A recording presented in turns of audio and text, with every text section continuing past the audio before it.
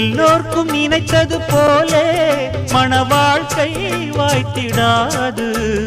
எப்போதும் ஒருவனை எண்ணி தவித்தேன், இப்போது நான் அதை கண்டுபிடித்தேன். கெட்டி மேளம் கேட்கும் நேரம் கூட மாமனோட. இந்த மாமனோட மனசு மல்லியப்பு போலே பொன்னானது. இந்த வண்ணமயில் அதனால் எண்ணியது போலே பூச்சூடுது.